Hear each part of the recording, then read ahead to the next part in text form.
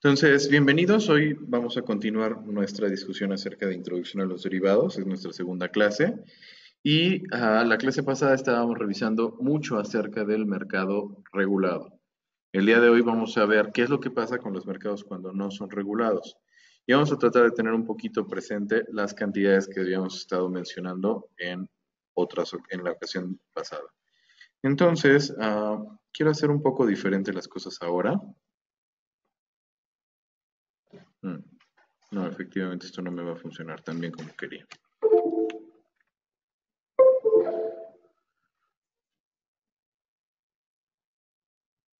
¿Ok? Entonces, la alternativa a los mercados regulados son los mercados extrabursátiles.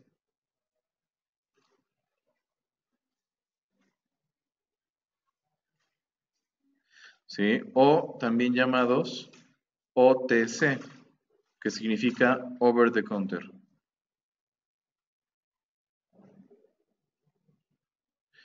Este concepto over the counter en inglés mayormente se vincula, por ejemplo, con cuestiones que simple y sencillamente no tienen un control en sí. Y en muchas ocasiones la gente tiene como sus reservas y le da miedo pensar en los mercados over the counter. Yo recuerdo cuando mi profesor me enseñaba derivados en la carrera, que me habló por primera vez de mercado over the counter, parecía que literal me estaba hablando acerca de alguno de los anillos del infierno.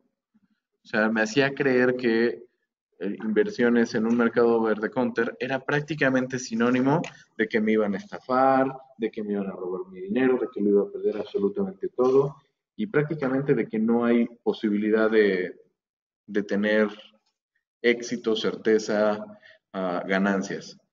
Sin embargo, la realidad es otra muy distinta. Los mercados over the counter simplemente significa que no hay un intermediario, o más bien no hay reguladores de por medio, pero no necesariamente eso ya es sentencia de algo malo, ¿sí? Por ejemplo, si tú vas a una farmacia, las farmacias tienen toda una sección de medicamentos over the counter. Y medicamentos over the counter encuentras cosas como jarabe para la tos, encuentras cosas para el dolor de estómago, encuentras medicinas para la gripa que no necesariamente tienen antibióticos, pero a lo mejor te ayudan a no estar moqueando o no estar estornudando tanto, ¿sí? O sea, por decir algunas marcas, te encuentras Pepto-Bismol, te encuentras Tapsin, te encuentras aspirina, te encuentras Alka-Seltzer. Todo eso son medicamentos over the counter. Entonces, realmente no es que si te los tomas en automático te van a hacer daño y que casi casi te van a envenenar. Simple y sencillamente son medicamentos que no requieren de una receta médica. No requieren de un control tan estricto como otros medicamentos estilo antibióticos. ¿Sí? Que el over the counter te lo puedes tomar sin mayor problema. ¿Por qué? Porque no tiene implicaciones posteriores a tu salud. Igual y no te cura. Quizás solo te corta síntomas, pero no tiene implicaciones mayores. En cambio, el antibiótico sí, porque qué tal que yo me tomo un antibiótico que no es adecuado para una bacteria que yo tengo y entonces en lugar de erradicarla, la hago más fuerte. Y el día de mañana necesito un medicamento todavía más, o un antibiótico todavía más poderoso para tratar de eliminarla. Y esto puede convertirse en un problema de salud muy grave. Por eso es que esos medicamentos están controlados. A pesar de que son útiles para tu salud, al final si no los tomas adecuadamente o si no los tomas con la asesoría de un profesional médico, te puede hacer daño. Es muy similar, por ejemplo, a lo que podríamos pensar aquí en la intermediación. O sea, si yo me meto a un mercado sin la asesoría de un intermediario, para algunos productos probablemente pueda ser perjudicial para mi economía. ¿Vale? Entonces, over the counter no necesariamente es malo. Hay muchas cosas que hacemos over the counter. También, por ejemplo, si prácticamente un 99% de las cosas que compras son over the counter. O sea, cuando tú vas al súper y haces tu despensa de la semana, realmente no hay nadie de por medio que sea un regulador. ¿Sí? Es una transacción que estás haciendo en directa tú con Walmart. Entonces, no por ello significa que Walmart te va a estafar. ¿Me explico? Entonces, algo similar está ocurriendo. Aquí tengo algunos comentarios. José Ricardo Mungía dice, ok, las transacciones OTC no están reguladas, ¿o sí? No, efectivamente no están reguladas. Sí, o su regulación es más laxa, tal vez es la forma correcta de decirlo, ¿sí? Ah, hace referencia a la película de Lobo de Wall Street.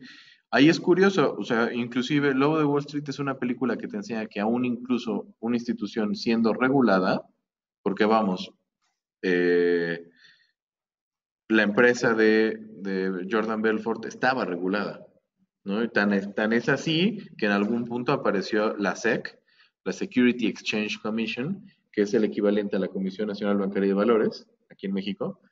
Apareció la SEC y pues dijo, a ver, ¿qué hubo? ¿Cómo estás haciendo las cosas? No me gusta el modelo que estás haciendo porque puede considerarse de tal manera que es ilegal, ¿cierto?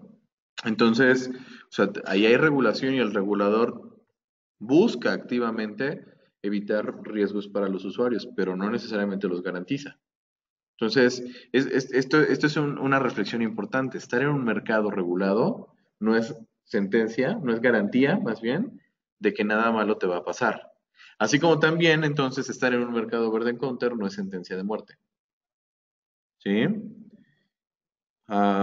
Y Oscar Didier nos da el término adecuado, preciso y puntual para referirnos a esta situación que ocurre eh, con los antibióticos, que es la farmacoresistencia. Ok, muy bien, entonces, ¿cómo funciona la estructura de mercado bursátil? En su versión más simple es, tengo de este lado a un comprador y de este otro, este comprador va a estar en contacto con el vendedor. Ok, entonces comprador directamente en contacto con el vendedor, sin que nadie esté entre ellos. ¿Sí? Entonces nota cómo es similar a la estructura que habíamos hecho, solamente que creando una línea directa entre comprador y vendedor. ¿Ok? Ahora, en el ejercicio pasado teníamos un precio spot de 100. Y con este precio spot de 100, el comprador terminaba pagando 107 y el vendedor recibía 93. Entonces, cuando la transacción se hace en directo, lo que puede ocurrir es que el precio que se maneje sea algo que esté entre 93 y 107. ¿Sí? Vamos a ponerlo como en notación de intervalo. Entre 93 y 107. ¿Por qué? Para empezar, no va a ser 93, o sea, cualquier cosa arriba de 93. ¿Por qué?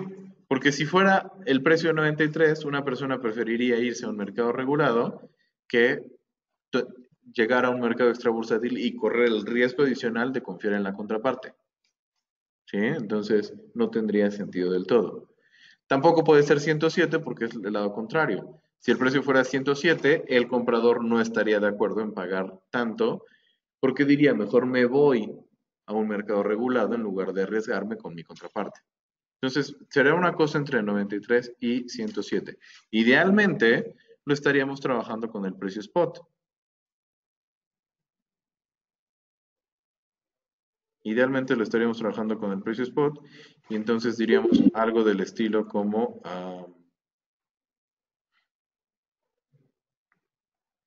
ahí estoy, ¿sabes qué? No va a ser ni 93 ni 100 ni 107, probablemente lo podamos dejar en 100, ¿no? Algo similar al precio spot que estábamos diciendo. ¿Correcto? Entonces, ¿qué ocurre? El comprador tiene un precio preferente porque en lugar de pagar 107, se está ahorrando esos 7 y nada más paga 100 por cada unidad. Y el vendedor también tiene un mejor precio porque en lugar de recibir 93, estaría recibiendo los 100. ¿Sí? Entonces, ventajas de un mercado over the counter, es más económico. Desventajas, pues tienes que confiar en tu contraparte. Y si recordamos de la clase pasada, la confianza era algo que estaba proviendo, o sea, el servicio que te estaba dando el formador de mercado y la cámara de compensación era justamente el de la tranquilidad. el de saber que tu contraparte te va a cumplir. Entonces, como aquí ya no pago el spread, pues entonces me lo estoy ahorrando, pero asumo mi riesgo de contraparte. ¿Sale? Del mismo modo, ah, estoy asumiendo un costo adicional que es el costo de encontrar a esa contraparte, el cual era justamente lo que te absorbía la labor del intermediario. Si recuerdas, la estructura de mercado regulado es más fácil encontrar una contraparte porque eso te lo permite el intermediario y también tienes un servicio de seguridad que tiene que ver con el trabajar con la cámara de compensación en lugar de una persona en directo.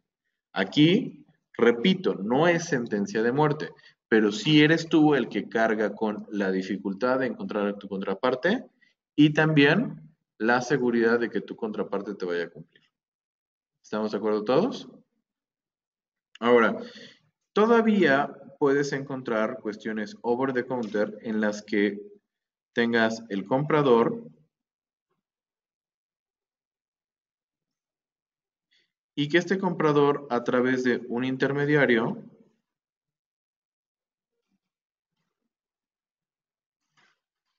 se ponga en contacto con un vendedor.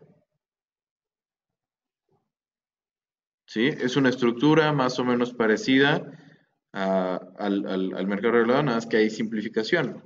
¿Sí? Eliminamos al formador, eliminamos por lo general a uno de los intermediarios y solamente con un intermediario hacemos la conexión entre comprador y vendedor.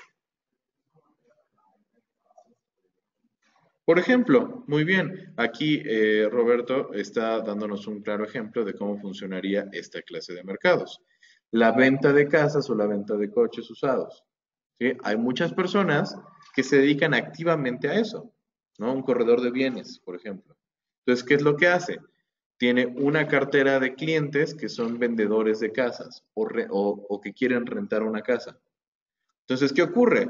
Si yo tuviera una casa y la quiero rentar, pues tendría que estar poniendo anuncios en el periódico, tendría que estar yendo a enseñar la casa, enseñarle a las personas y ojo, eso mientras que hago el resto de mi vida. ¿Sí? Entonces, si tú tuvieras una casa y a la vez la quisieras rentar, mientras que tú estás estudiando, probablemente te dicen, oye, ¿sabes qué? Quiero rentar tu casa, te veo el miércoles de 8 a 9 de la mañana. Y por supuesto tú vas a decir, claro que no, a esa hora es mi clase de derivados y por supuesto que jamás me voy a perder de escuchar a Nacho en vivo. Entonces, estás mal, no voy a ir. ¿Sí? Entonces, ¿qué ocurre? Vamos, eso imagínatelo con otros compromisos que tengas en tu vida, pues. Entonces se vuelve complicado. ¿Para qué te sirve contratar a un corredor? Para que él esté disponible, él se encargue de enseñar la casa, él se encargue de los temas legales, mejor que lo que podrías hacerlo tú, y entonces tu casa sea rentada en mejores condiciones que las que habrías conseguido por ti mismo. ¿Sí lo notas? Entonces, ¿qué ocurre? El intermediario crea medios en donde las personas que quieren rentar las casas o comprarlas uh, lo pueden encontrar fácilmente. Entonces yo me contacto con él y me enseña el pool de casas y entonces no solamente me va a enseñar una casa, sino que me va a enseñar todas aquellas que se ajusten a las condiciones que yo le pida, ¿no? Que estén en la zona que me interese, que estén en mi rango de precios, por ejemplo. ¿Sale? Entonces, la intermediación puede ser algo que también está ocurriendo. Pensando en el mercado over the counter, que se funcione en esta estructura, o sea, que exista un intermediario, normalmente lo que va a pasar es que el intermediario maneja el precio spot. ¿Sí? O sea, yo es lo que estoy viendo, es un precio spot y el vendedor se les va a dar un precio y al comprador se le va a dar otro precio. Por la labor de intermediación, recuerda, normalmente lo que se cobra es una comisión. ¿Recuerdas? Entonces el intermediario va a seguir cobrando su comisión, ¿ok?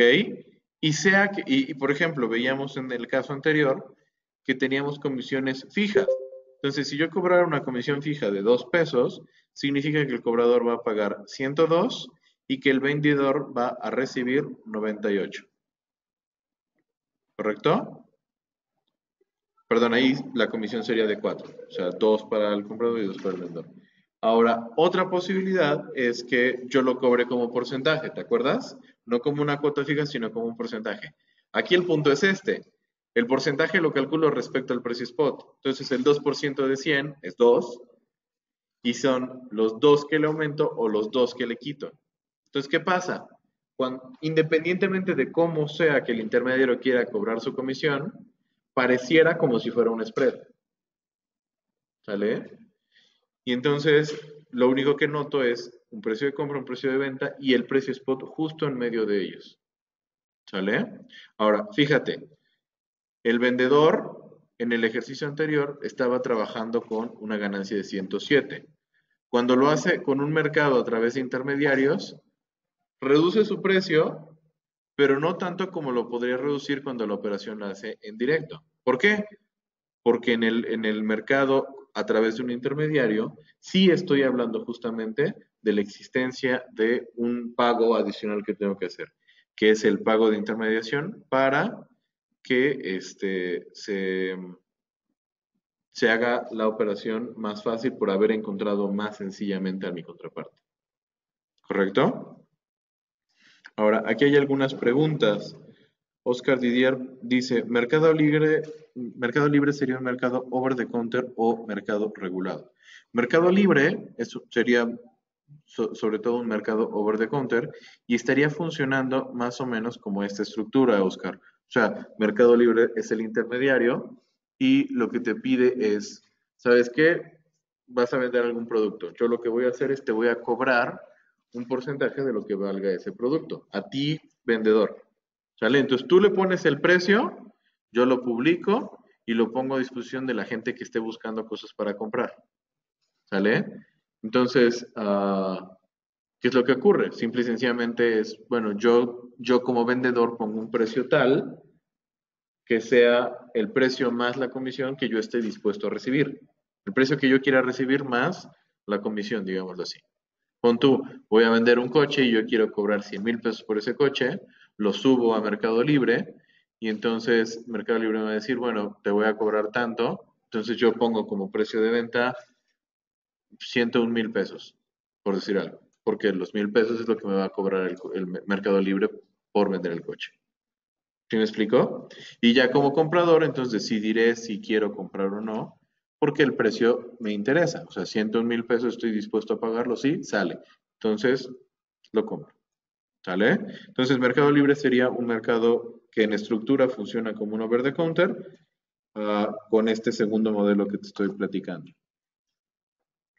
Richie pregunta, ¿qué pasaría si no se encuentra ninguna contraparte? ¿Será que no se rechaza ninguna orden? Dependerá de las condiciones. O sea, aquí, si hablo directamente yo comprador-vendedor, sin intermediarios de por medio, pues si no encuentro a la otra parte, simple y sencillamente no se puede hacer una operación. Si yo ya estoy a través de un intermediario, depende de los acuerdos que yo generé con el intermediario. Hay veces en donde se generan acuerdos en donde te dicen, ah, yo asumo tu contraparte. O sea, que el intermediario en sí mismo es tu contraparte. Y hay otros en donde te responderían, ¿sabes qué? Pues ya lo intenté, pero no lo conseguí. Volviendo al ejemplo de bienes raíces, que creo que se puede ajustar para explicar esta situación, es como yo puedo contratar a una agencia de bienes raíces y decir, pon a la venta mi casa. Pero al final probablemente no la puedan poner a la venta porque el precio que yo quería era demasiado elevado y no pudieron concretar la venta. Entonces, después de un tiempo me dirán, ¿sabes qué? No la logramos vender. Estás en un precio muy por arriba del mercado, estás muy caro. Si la quieres vender, necesitarías replantearte el precio, ¿cierto? Otra es, por ejemplo, un acuerdo diferente, también con bienes raíces, sería, por ejemplo, esta empresa que no sé si escuchaste, que estuvo haciendo una campaña muy fuerte por radio, que te decía, nosotros vendemos tu casa y si no conseguimos comprador en 3 meses, nosotros te la compramos. ¿Lo ubicas? Este modelo funcionaría más o menos como en esta idea, en donde yo te digo, ¿sabes qué? No te voy a rechazar tu orden de vender. ¿Sale? Ojo, Cuando esto funciona, también el acuerdo es, bueno, te la compro yo, pero te la compro al precio que yo te ofrezco. ¿Sale? Entonces, es más o menos la lógica también. Así sería como la operativa dentro de el aceptar las órdenes o el rechazarlas. ¿Sale, Richie? Ok, aquí en la clase en vivo hay una duda. Me preguntan, o sea, en temas de la confianza, ¿cuál es la diferencia entre esta segunda estructura de mercado verde counter y el mercado regulado? Y entonces, justamente, el mercado regulado tiene un referente más fuerte de confianza, ¿sí? ¿Por qué? Porque la confianza quien te la está dando es la cámara de compensación. Sí, que si recuerdas, habíamos hablado de que es un fideicomiso aquí en México, es un fideicomiso conformado por 20 bancos. Para que no se te cumpla, significa que 20 bancos simultáneamente no van a cumplirte. En cambio aquí, perdón, en cambio aquí, en esta estructura de mercado, para que no se cumpla, se debe a que un banco, un intermediario es el que no te está cumpliendo. Entonces es mucho más factible que uno no te cumpla a que 20 no te cumplan. ¿Sí? Vamos, para que 20 no te cumplan, por lo menos uno de entrada no te cumplió. ¿Sale? Entonces ahí es donde está el tema de la seguridad. ¿Ok? En los mercados over the counter no vamos a poder contar con la garantía de una contraparte. Pero vuelvo a lo mismo, no por eso satanicemos esto. No quiere decir que necesariamente te va a ir mal. ¿Sale? No quiere decir que necesariamente te va a estafar la gente. Sí existe esa posibilidad, sí existe ese riesgo adicional, pero muchas veces ese riesgo es, la probabilidad de que ese riesgo se materialice es pequeña. ¿Sale? Entonces, no deberíamos de preocuparnos demasiado al respecto, aunque sí es importante ser consciente y reconocer que existe esta desventaja. ¿Ok? ¿Cómo vamos en línea? ¿Todos están claros hasta ahorita? Entonces, ventajas. Es más barato, ¿sí? Es más en directo, está más personalizado, o sea, puedo plantear las condiciones tal cual yo las quiero. Porque en un mercado regulado, como lo que habíamos platicado, me tengo que someter a las condiciones que el mercado me plantea. ¿Sí? Entonces es como decirte, yo puedo pedir un préstamo, ¿sale? Pero le puedo pedir un préstamo a mi amigo, puedo pedir un préstamo a mi amigo, y entonces plantear las condiciones tal cual nos convengan a los dos. Oye, ¿sabes qué? Te pido prestado, te pago en un mes y porfa no me cobres intereses. De cuates, ¿no? Pero yo no puedo llegar a un banco, por ejemplo, y decir, oye, te voy a pedir dinero prestado, te lo voy a pagar en un mes y no quiero que me cobres intereses. No hay, no existe. O sea, yo llego al banco y el banco plantea las condiciones. Si tú quieres que te preste, sale, te voy a prestar por 24 meses, me vas a hacer pagos parciales y te voy a cobrar una tasa de interés del 2% mensual. ¿Checas? Y entonces, créeme, yo lo he intentado. Puedes llegar con el banco y puedes decir, ¿y ya es lo menos? Y aún así te van a decir, sí, así se queda, ya es lo menos. ¿Ok?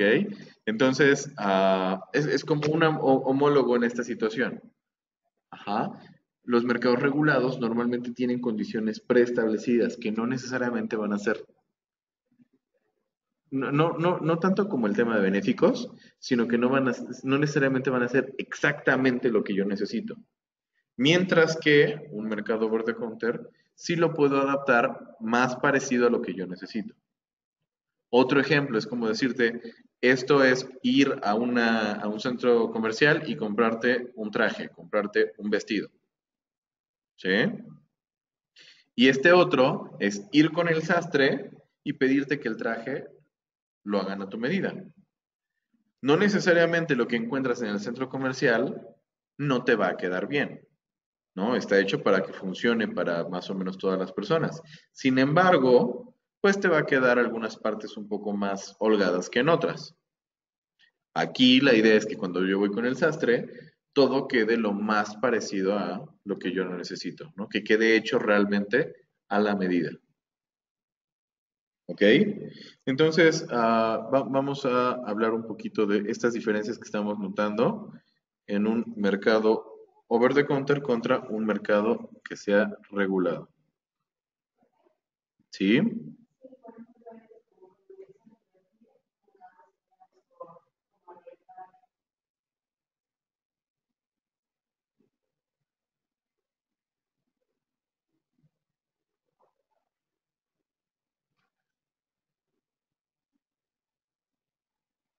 Ok. Mercado over the counter contra mercado regulado. Por aquí hay una pregunta. Me dicen, si fuera primerizo en invertir, ¿en qué mercado me convendría más? Yo te diría que muy probablemente, siendo primerizo, ya has hecho muchas cosas over the counter. O sea, lo más natural es que la gente todo el tiempo esté haciendo cosas over the counter. Te repito, prácticamente un 99% de las compras que has hecho en tu vida son cuestiones over the counter. O sea, termina la clase hoy, te vas a ir a desayunar y vas con la señora de las memelas y tú le compras una memela. Esa es una negociación over the counter. No hay ningún regulador de por medio. No hay nadie que te dé, que intervenga para que tú puedas hacer. Vas al Oxxo y haces una negociación over the counter. Vas a comprar tu despensa y haces una negociación over the counter. Muy probablemente compras un coche y así lo compres en la agencia, es una negociación over the counter. Una operación en directo entre tú y el vendedor. Entonces, yo te diría, es más natural que las cosas primero ocurran over the counter y ya después en un mercado regulado. ¿Sale? Pero pienso que al final, no, o sea, el decidirme por inversiones over the counter o por exchange no necesariamente tiene que ver una antes de la otra. ¿Sí? Lo que sí es, repito, hay que conocer las características que tiene cada uno de ellos. Ajá. Particularmente, hablemos un poco de, por ejemplo, esto lo voy a hacer a un lado. Ahí está bien. ¿Sí? Por ejemplo, en temas de riesgo. Particularmente hablemos de riesgo de contraparte. ¿Sí? Que la otra persona vaya a cumplir con lo que está pactando. ¿Ok? El riesgo de contraparte es mayor en el mercado verde counter y es menor en el mercado regulado.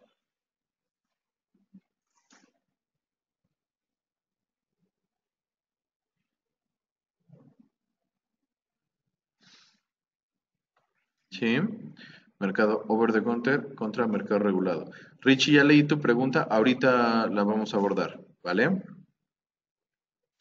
Ah, otra diferencia era justamente con esto que habíamos dicho de los costos. ¿Sí? El mercado over the counter, vamos a pensar que es un mercado, iba a decir barato, pero barato tiene otro significado. Es un mercado económico, ¿sí?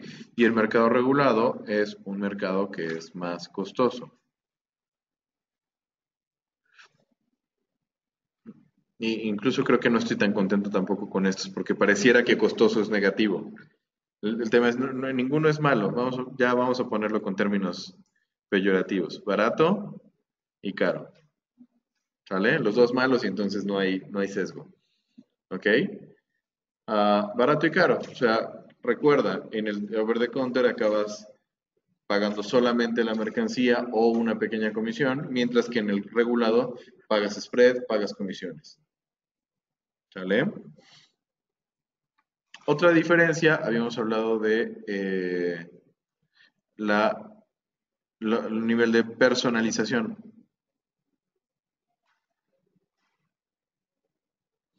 ¿Sí?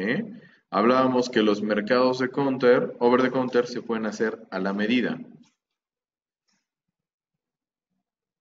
Mientras que un mercado regulado es estandarizado.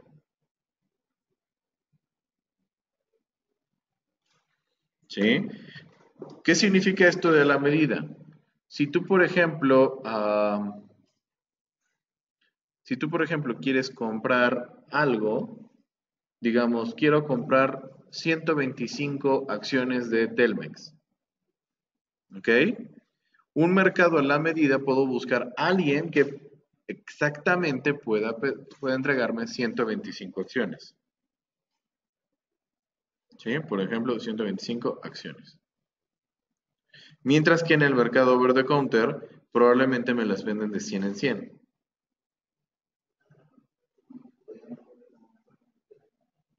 ¿Otra vez? Sí, en general puedo negociar todas las condiciones en el mercado over the counter. Sí puedo buscar mejores condiciones para mí, claro. Ahora, ¿qué ocurre? Si yo de todas formas necesito 125 acciones, hay muchas veces que lo que se puede hacer es voy por 100 en el mercado regulado y 25 que jalo por un mercado over the counter. ¿Sale? Entonces, es el acercamiento que en muchas ocasiones se puede llegar a tener. ¿Vale? Pero lo importante es reconocer la realidad de que el mercado estandarizado no necesariamente me va a hacer las cosas tal cual yo las quiero. Puede ser que yo necesite 125 y que solamente consiga 100, entonces pues ahí me va a faltar, ¿no? Es un traje que la talla 40 me queda chica, ¿no? Y luego cuando me voy a la 42, pues me queda más holgada, ¿no? No me queda la medida, pero me queda holgada, ¿no? Es más de lo que necesito. Silis,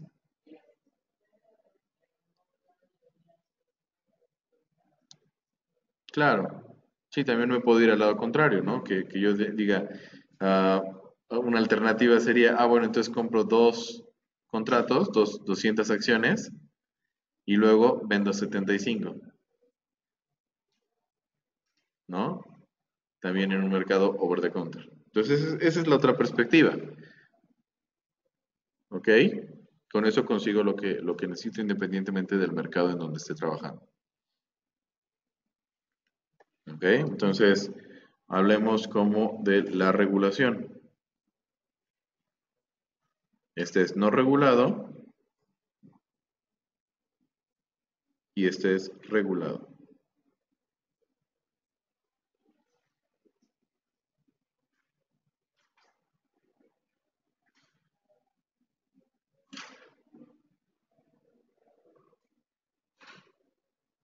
Sí, a ver, vuelvo a plantear la situación, porque tienes razón.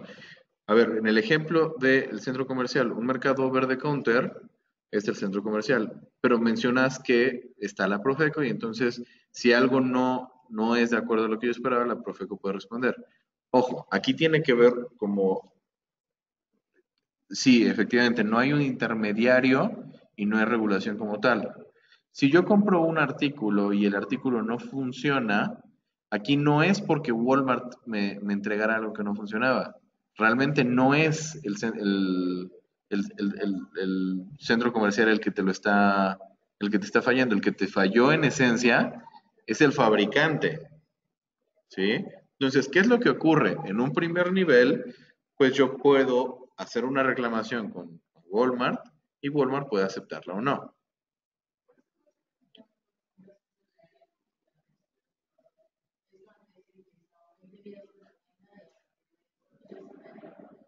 Por supuesto, claro. Es cuando te dicen justamente esto de, mira, ¿sabes qué? Si esto que compraste, llámale tele, llámale celular, llámale lo que quieras, tiene algún defecto, tú tráelo a la tienda en los siguientes 20, 30 días y yo te lo cambio.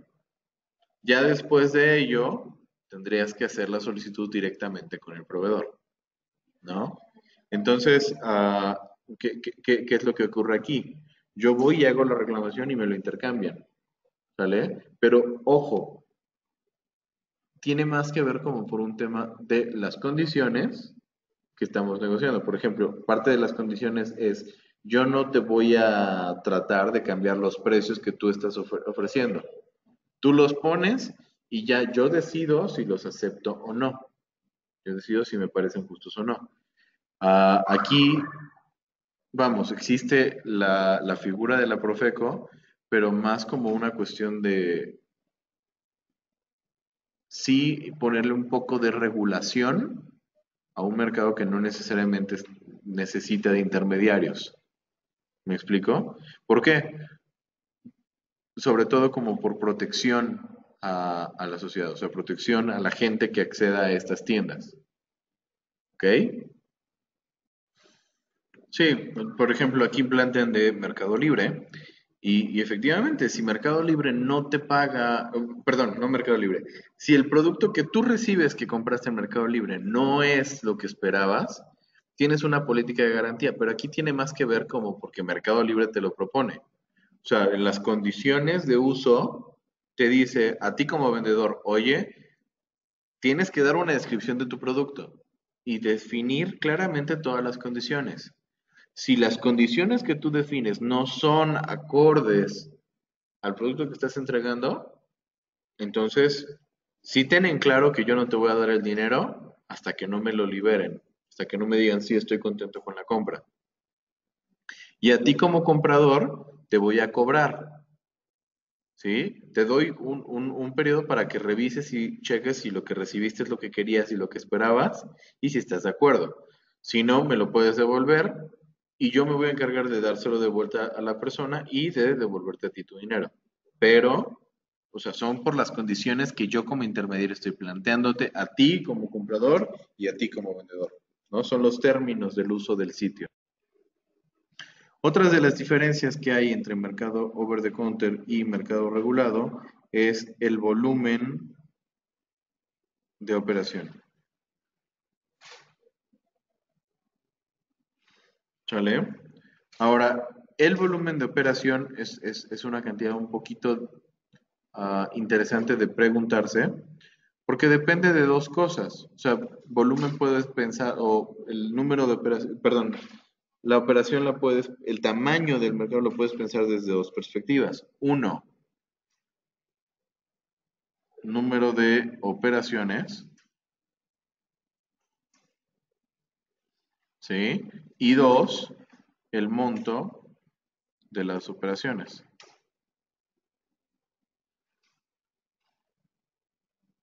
¿ok? Entonces, es por ejemplo decirte de esta manera, ¿qué tienda tiene más clientes? ¿Costco o Comercial Mexicana? Bueno, Soriana, porque,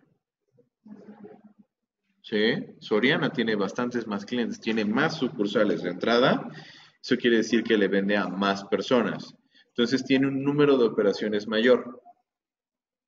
Sin embargo, Costco cuando le vende a sus clientes, que son menos, cada una de esas ventas es mayor. O sea, tú puedes ir a Soriana, puedes ir a Walmart, puedes ir a Comercial, a Gigante, lo que quieras, y puedes comprar un artículo de 10 pesos, ¿sí?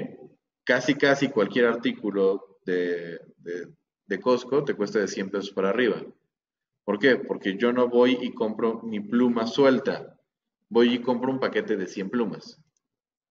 ¿Lo notas? Entonces, una relación similar ocurre entre los mercados regulados y los mercados over the counter. Un mercado que es regulado va a tener pocas operaciones, mientras que un mercado over the counter va a tener muchas. Vuelvo a esta idea, te dije, el 99% de las cosas que has hecho en tu vida han sido over the counter. Prácticamente todo lo compras over the counter. Pero también llega un día en donde vas a la farmacia y compras medicina de patente que tiene que ser comprada por receta médica y ya entras en un mercado regulado, ¿sí? Ahora, normalmente estos medicamentos son más caros. Entonces, ¿qué ocurre? Un mercado verde counter tiene muchas operaciones por montos bajos, ¿sí? El monto de la operación es bajo. Mientras que los montos de las operaciones del mercado regulado, por lo general, son altos.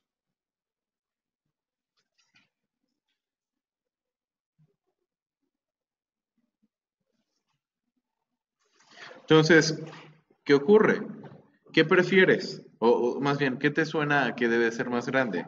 ¿Muchas operaciones pequeñas o pocas operaciones muy grandes?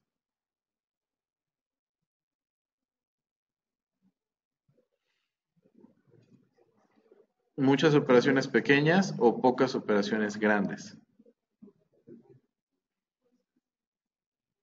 La realidad es esta, o sea, al final el volumen de operaciones es mayor aquí, ¿sale? Que el mercado regulado, ¿ok? Podrían ser al revés, pero el tema es este, o sea, al final ese número de operaciones tan grandes hace que haya bastante más volumen de negociación.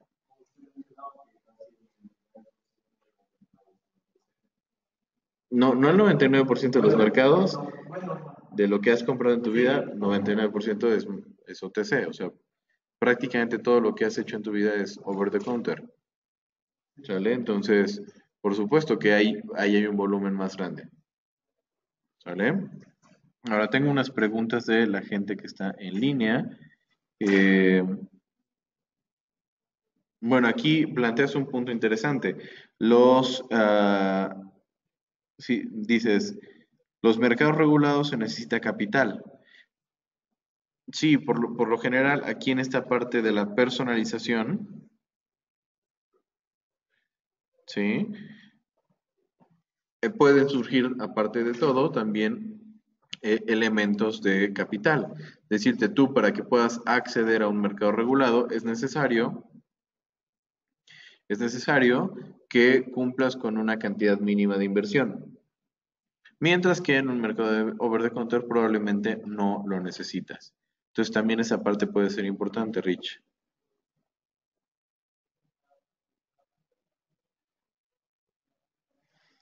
Ok, también otro ejemplo que plantea es la diferencia entre un mercado over the counter contra un mercado regulado.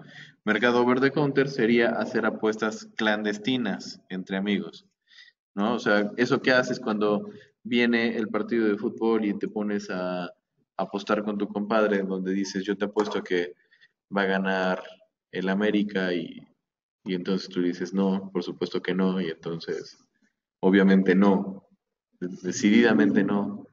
Y entonces hacen una apuesta, claro. ¿Por qué esa apuesta funciona?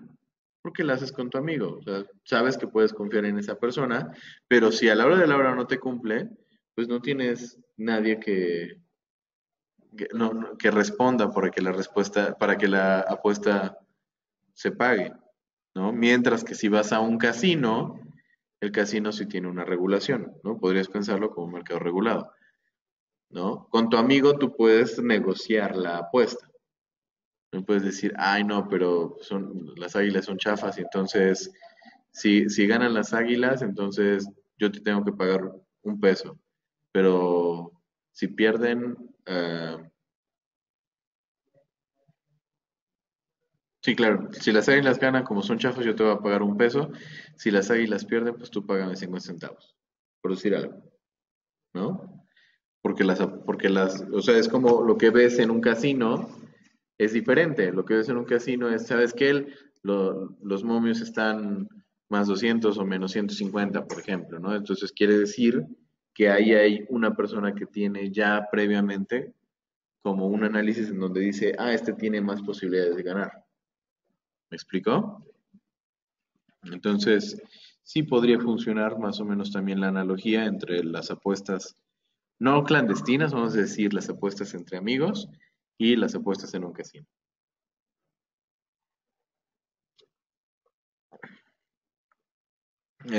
Oscar Didier dice, ¿existe algún mercado que combine OTC y regulado o son excluyentes? La realidad es que, si se han dado cuenta, hay variedades de mercados, ¿no? Esto que tengo aquí, este primer ejemplo, pues es prácticamente un mercado regulado, así como de categoría. Pues perdón, un mercado over the counter textbook. ¿Sí? Operación directo, no hay nadie en medio. Esto es como el caso extremo. Es el más económico que hay, pero es el que representa más dificultades y más riesgo de contraparte. Si relajo un poco, puede ser que tenga elementos de intermediación, ¿no? Entonces ya es parecerse un poquito más a un mercado regulado, ¿cierto? Puede ser que incluso aquí le agregue a esta estructura una persona que esté también dando elementos de confianza, ¿no? Por ejemplo, ahorita estaban diciendo, ¿qué pasa con la Profeco? ¿No? Entonces, en una transacción más en directo, puedo tener un observador ajeno que le dé un poquito de confianza a la situación. ¿Ok? Entonces, no es uno o el otro, sí creo que existe una serie de matices. Ajá. Sin embargo, no puede ser puramente simultáneo OTC y over the counter al mismo tiempo. Perdón, OTC y regulado. ¿Vale? O sea, sí puedes ir agregando cuestiones como más personalizables. No me parece que sean mutuamente excluyentes. O sea, sí hay matices. Puede existir como implementaciones parecidas a las cosas de marketing en el mercado regulado, por ejemplo, cuando el ejemplo que decía Robert, que cuando vas a comprar una casa, a veces te piden avales en algunas situaciones. Entonces, pueden existir ciertas técnicas para generar confianza entre comprador y vendedor. Claro, preguntan si pueden existir algunas estrategias que permitan que en un mercado over the counter de negociación directa pueda existir un mayor grado de confianza entre las dos partes. Y sí, o sea, es como, por ejemplo, imagínate que voy a hacer, voy al Game Planet y voy a comprar la preventa para el nuevo Smash Brothers. ¿Vale? Va a salir hasta diciembre. Entonces, ¿qué ocurre? Pues yo voy y le digo, ¿sabes qué? Yo te lo quiero comprar. Y dice, voy en Planet. Ah, ¿sabes qué? Pues yo te lo quiero vender. ¿No? Entonces, no me lo pagues todo ahorita porque no tiene caso. Es más, probablemente ni siquiera sé aún cuál va a ser el precio final. Sin embargo, te propongo esto. Déjame 100 pesos, yo voy a pedir una copia para ti y cuando salga, esa copia ya la vas a tener garantizada. ¿Me explico? Dado que me pagues como el resto, ¿no? Dado que me pagues la diferencia del precio que realmente corresponde. ¿Estamos? Entonces, ahí se crea un mecanismo de seguridad. Tú, es Game Planet cómo va a confiar en ti, porque ya le dejaste un depósito en garantía. Tú, ¿cómo vas a confiar en Game Planet? Porque pues, son el negocio formal y establecido, supuestamente. ¿Sale? Entonces, sí, la conclusión es, se pueden crear mecanismos entre comprador y vendedor para que esto pueda funcionar. Mecanismos como depósitos de garantía, mecanismos como adelanto de alguna mercancía, de algún producto, o por ejemplo, lo que planteas como el establecimiento de avales o obligados solidarios. ¿Ok?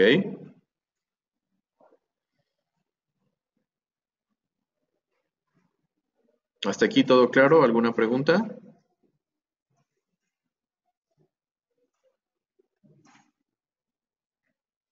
Bien, entonces continuando,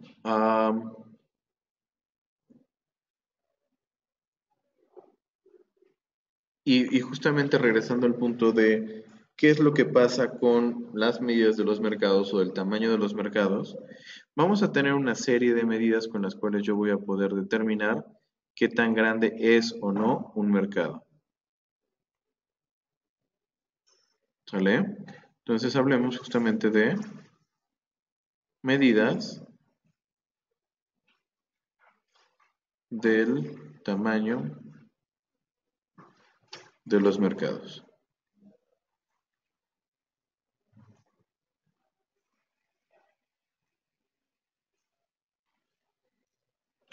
Una primera medida vamos a hacer, o vamos a llamarla volumen.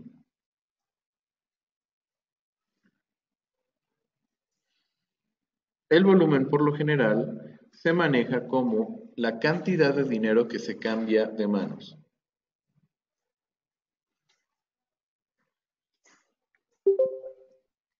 Vamos a ver con un pequeño ejemplo cómo funciona el cálculo del volumen. Digamos que en un día en un mercado en particular, se llegan a desarrollar una serie de transacciones, ¿sale? En el mercado de la compra-venta de una acción, o en el mercado de la venta de casas, o lo que tú quieras, ¿sale? Entonces, por ejemplo, digamos que ah, en el mercado de acciones de Apple, ¿sale? Se intercambian 300 acciones de Apple a un precio de $145. Otra operación que hubo fueron 200 acciones a un precio de 147. Otro intercambio que hubo, 500 acciones a un precio de 142. 300 acciones a un precio de 140, por decir algo. ¿Sale? Entonces digamos que estas fueron todas las transacciones que se hicieron en un día. Hay veces en donde el volumen se puede determinar sumando la cantidad de los activos, es decir, 300 más 200 más 500 más 300 son 1300. ¿Sí? Sin embargo, este acercamiento no necesariamente es el mejor. ¿Ok? ¿Por qué? Porque solamente me da elementos de ver el número de acciones intercambiadas. Pero la realidad es esta. No vale lo mismo intercambiar acciones a 140 que 147.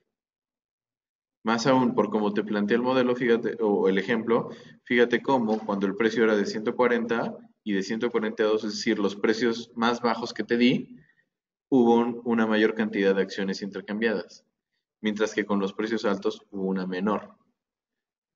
Entonces, no es lo mismo decir, yo hice una compra de 5,000 pesos, que yo hice una compra de 50 centavos. Si lo veo desde esta perspectiva, sería prácticamente darles el mismo peso a las dos. ¿Ok? Aquí el chiste es darle a cada una el precio que le corresponde. ¿Sí estamos? Ahora, ¿cómo entonces se calcularía el volumen? No lo vamos a calcular desde esta perspectiva, lo vamos a calcular más bien como la cantidad de dinero que se intercambia de manos. Entonces, en el primer intercambio, en la primera negociación, son 300 acciones, cada una a $145. La cantidad de dinero que cambió de manos fue 43,500. En el segundo son 147 por cada una de estas 200 acciones. Entonces la cantidad de dinero que cambió de manos fue 29,400.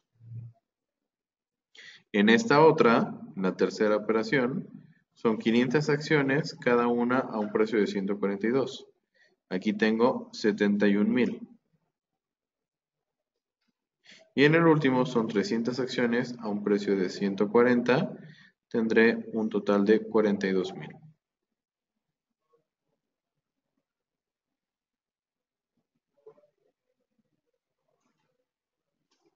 Entonces, al tener las cosas con este acercamiento, lo que va a pasar es que yo voy a tener una idea un poco más puntual, ya no solamente de que hubo 4 operaciones, o ya no solamente de que se movieron 1300 acciones, sino hablar de que la cantidad de dinero que se estuvo circulando en este día fue de 185,900.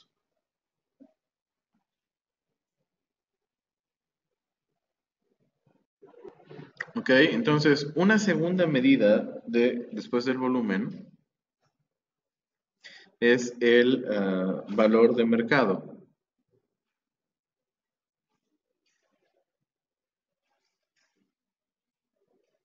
o también conocido como la capitalización.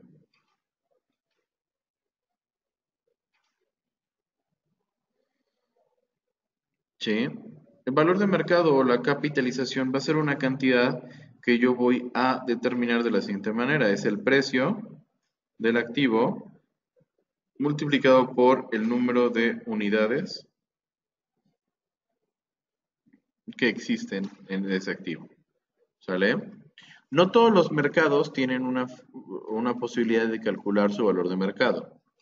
¿Sí? Por ejemplo, si yo hablo de las acciones de una empresa, yo sé que las acciones que Apple tiene un billón de acciones. ¿Sale? Entonces, es más, 1,000,000 de acciones para tener números como sencillos. ¿Sí? Apple tiene 1,000,000 de acciones en total, repartidas en todos sus accionistas. Y el precio de cada acción son 150 millones. Sí, perdón, 150. Entonces, si yo multiplico 150 por el número de acciones, que son 1.000.000, quiere decir que el tamaño del mercado de Apple sería 1.500.000. Perdón, 150 millones. Me faltaron ahí unos cuantos ceros. Es que ya saben que yo y las matemáticas no nos llevamos. 150 millones.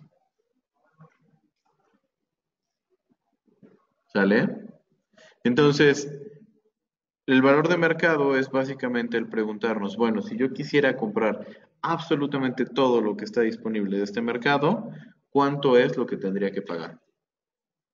¿No? Y en este caso hubieran sido 150 millones, perdón. ¿Sale? Es cuánto tengo que pagar para hacerme dueño de todo el mercado.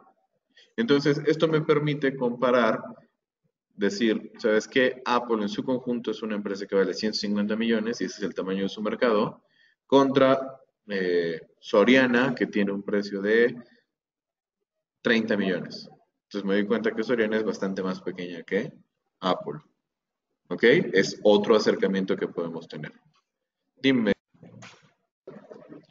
Ahora, una tercera medida es algo que se conoce como valor notacional. O también se le conoce como valor nominal. El valor nominal de lo que te habla es acerca del tamaño de los contratos que yo estoy intercambiando. O sea, cuando hablo de negociaciones de derivados, una parte importante es el valor notacional, ¿sí? Es una forma de interpretarlo es hablar como del tamaño de los lotes, ¿sale? Y entonces te platico un poco qué significa esta idea. Si nosotros revisáramos aquí esta tabla la tienes en tu libro, de hecho está en el capítulo 2, la vamos a ver como más a detalle, pero quiero que notes algo. Por ejemplo, aquí estoy hablando de una clase de instrumentos, ¿no? Son contratos futuros sobre... es un índice de futuros y entonces estoy hablando de contratos futuros sobre diferentes índices accionarios, ¿sí? Tengo, por ejemplo, el Dow Jones Industrial Average, tengo el Mini Dow Jones, Standard Poor's 500, Mini Standard Poor's, Nasdaq, Mini Russell 2000, Mini Russell 1000 y el índice dólar, ¿sí? Ahora quiero que notes, por ejemplo, qué es lo que está pasando aquí. ¿Qué es lo que está pasando con el Dow Jones? ¿Sale? El Dow Jones es un contrato que tiene un valor notacional de 10. ¿Sí? Aquí el índice me lo está enseñando. Tiene un valor notacional de 10. Eso quiere decir que este contrato te pide que compres 10 puntos del índice. Mientras que el mini Dow Jones, en lugar de pedirte 10, lo que te está pidiendo son 5. Ese es su valor notacional. Ajá. Aquí abajo, Standard Poor's, por ejemplo, te dice, estos son 250. ¿Sí? Standard Poor's te dice 250. Y Mini Standard Poor's te dice 50. ¿Cuál es la intención? Me doy cuenta entonces que el mercado de Standard Poor's es de tamaños más grandes que el mercado de Mini Standard Poor's. Y tiene toda la lógica del mundo, porque esto nos va a servir para decir, mira, este de aquí tengo que comprar 250 puntos del índice. Aquí tengo que comprar 50 puntos. El de arriba, Standard Poor's 500, es 5 veces más grande que el mini Standard Poor's, el contrato. ¿Sale? Entonces, el valor notacional justamente es lo que mide. ¿Cuál de los dos contratos es más grande? ¿Me sigues?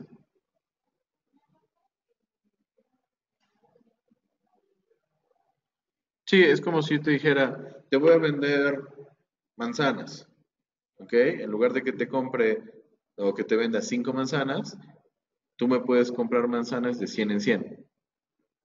Entonces el tamaño del lote son 100 manzanas. Yo no te voy a vender 99 ni te voy a vender 101. Te voy a vender de 100 en 100. ¿Cuántos lotes quieres? ¿Sí?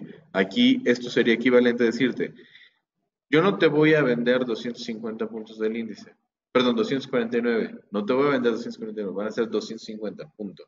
Si el precio del índice está en 1200, son 250 por 1200. Eso es lo que te va a costar. ¿Sale?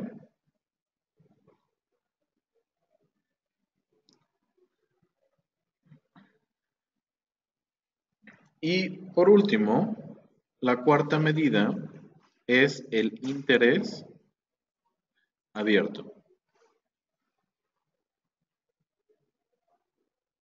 El interés abierto lo que va a estar haciendo es justamente identificar cuántos intercambios se van a realizar verdaderamente el día en donde se va a concretar la operación. ¿Sí? Entonces, ¿cómo funciona esta idea del interés abierto? Es como si yo te dijera, mira, voy a tener una serie de participantes. Primero, A le va a vender a B 5 contratos, por decir algo.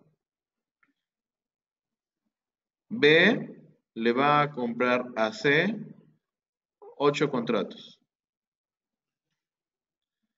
C le va a vender a D, no sé, 6 contratos. A le compra a D 5 contratos. D le vende a E 10 contratos. ¿Vale? Entonces, fíjate, si yo lo hablara como desde la perspectiva de volumen, lo que te estoy diciendo es, aquí hay 8 y 6, 14, 5 y 5, 10, son 24. Aquí hay 34 en volumen. Recuerda, el volumen, si tenemos datos de precios, lo manejo como te lo definí aquí. Si no, pues aquí yo te diría, el volumen de lo negociado fueron, ¿qué dijimos? 34 lotes. Sí, 34 contratos. Sin embargo, eso no es el interés abierto. ¿Por qué? Mira, por ejemplo, el caso de A. A va a comprar 5 contratos y le va a vender 5 contratos a B. ¿Cuánto está haciendo A realmente? Compra 5 y vende 5. Al final es como si no hiciera nada. ¿Sí? Entonces, aquí definimos algo que se llaman posiciones netas. ¿Sí? Entonces, ¿qué ocurre? A recibe 5 y entrega 5. Al final es como si no hubiera hecho algo en el mercado. B, por ejemplo, recibe 8 y recibe 5. Entonces, al final es como si en total hubiera recibido 13. C entrega 8 y entrega 6. Entonces, es como si hubiera entregado. Cuando hablo de entregas voy a ponerle con negativo, menos 14. Fíjate, D recibe 6 y entrega 1. Entonces son, perdón, recibe 6, entrega 5, entonces se queda con 1. Y entrega 10, claro, sí, por supuesto. Entonces, recibe 6 y entrega 15. Entonces, al final es como si nada más hubiera entregado 9. Y este otro recibe 10. Entonces, fíjate, si yo sumo todos los positivos o todos los negativos, voy a terminar con un interés abierto de 13 positivo más 10 positivo se vuelve 23. O puedo sumar los negativos, o sea, menos 9 menos 14 se vuelve menos 23. El chiste es, llego a que hay un interés abierto de 23. ¿Qué significa esto? Si te pasa como A, que no va a estar haciendo nada en el mercado, esta estructura de mercado que acabo de tener, pues se acaba convirtiendo o se podría convertir en D está entregando 9 contratos. ¿Estás de acuerdo? Entonces puedes pensar que D le entregó a E 9 contratos, ¿sí? Que C le entregó a E un contrato y que C le entregó a B 14 contratos. Perdón, 13, 13, 13. Porque el interés abierto de B son 13, no 14.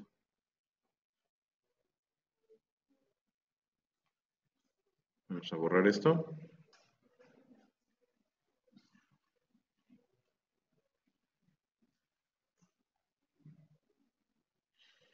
¿Sí? Entonces, la idea de interés abierto es, bueno, a la hora del momento de verdaderamente hacer un intercambio, ¿qué es lo que va a ocurrir? No voy a hacer 34 intercambios. La realidad es que solamente se van a hacer 23. No, ojo, esto funciona en un mercado de un activo en particular.